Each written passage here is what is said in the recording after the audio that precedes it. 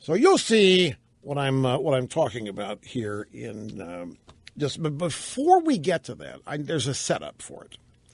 Last Friday, on this program, I aired a soundbite of Marco Rubio. This is after the debate. It might have been Thursday. Whatever the debate was it Wednesday last week?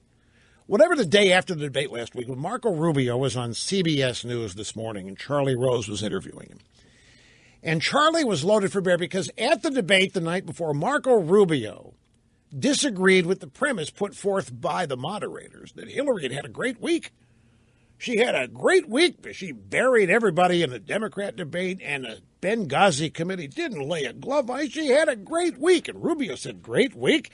This is what you get with the drive-by media. That's a horrible week. That week was when Hillary Clinton was exposed as a liar. So Charlie Rose has him on. And he can't believe that Rubio would say that. He can't believe it. Rubio would actually say Hillary Clinton's a liar. So we asked him about it. What do you mean she's a liar? Why would she lie? You know, that's a serious charge, Senator Rubio. You know, I'm sitting there laughing my guts out.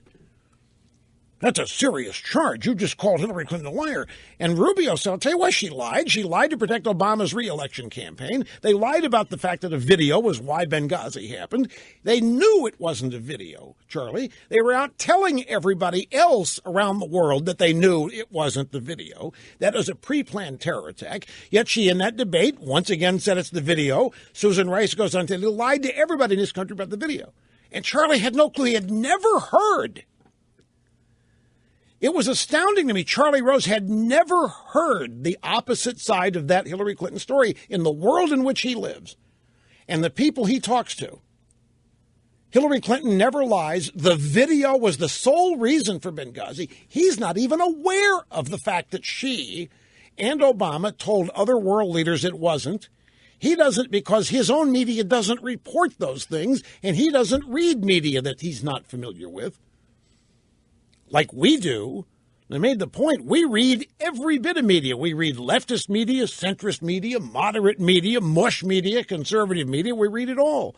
Because I want to know what everybody out there happens to say or think, what they have said they've thought. I want to be able to pass that on to you. I have to know what liberalism is to explain it to you. I have to know what it is to be able to criticize it. But Charlie Rose and his people don't even deign to expose themselves to any other way of thinking. So he was totally taken aback that Marco Rubio would lie and accuse Hillary Clinton of lying. It's just not done. And I was stunned at how narrow Charlie Rose's vision is. And now people are talking about Charlie Rose candidates as the erudite, sophisticated, I don't know. It boggles the mind. We're dealing with it. He may be very smart, but he exposes himself to very little. He really doesn't know a whole lot. Okay. So, having set that up, this morning on CBS This Morning, Charlie Rose is speaking with John Heilemann, who is with Mark Halperin and that Bloomberg TV show. These are the guys that write books about campaigns and learn all kinds of delicious stuff that they don't report until after the election is over because they save it all for their books. So Heilemann's on there. Charlie Rose, they're talking about Trump's presidential campaign, and here's the exchange. Most of the people who are saying they would vote for him know what he stands for. Oh, I think that in Trump's case, you have various people. He's a personality candidate to some extent. A lot of people like his swagger. Then there are people who really like the idea of the way he talks about China, the way he talks about immigration, the kind of nationalist, some would say xenophobic, but that kind of I'm going to make America great by building a wall, by getting tough with the Chinese. There's an appetite for that in the Republican Party. Right. So Charlie Rose, do the people voting for Trump know what he stands for? John, do they have any idea? I mean, the meaning behind the question is, do people supporting this guy know what a nut he is? And that's what the translation of the question is. Do these people supporting Trump know what an egomaniac he is? These people supporting Trump, they know how wacko he is? That's what the question is. And of course, the assumption is that Charlie knows everything. Let's go back to the Charlie Rose show on PBS, October 30th, 2008. This is less than a week before the 2008 presidential election, which saw the election of Barack Hussein O.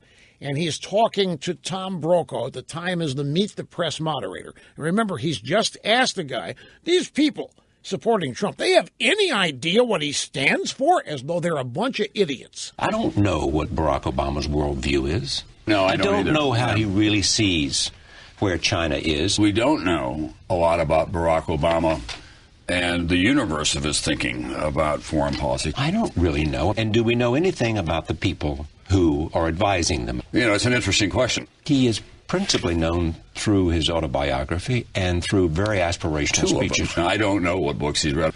What do we know about the heroes of Barack Obama? There's a lot about him we don't know. This is a week before the election. They're in the Obama camp. They can't wait to vote for the guy, and they're admitting they don't know diddly squat about it.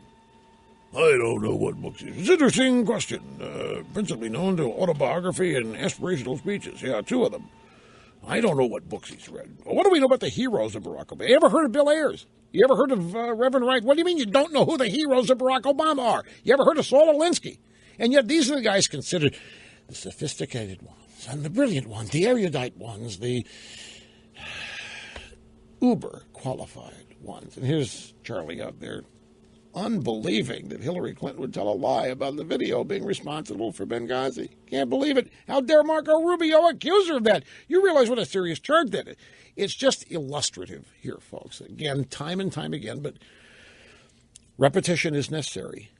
The people who think they're the smartest in the room are literally the most ignorant. And I'm not talking about their intelligence. I don't know how smart they are, but they literally do not know what over half of this country thinks and believes.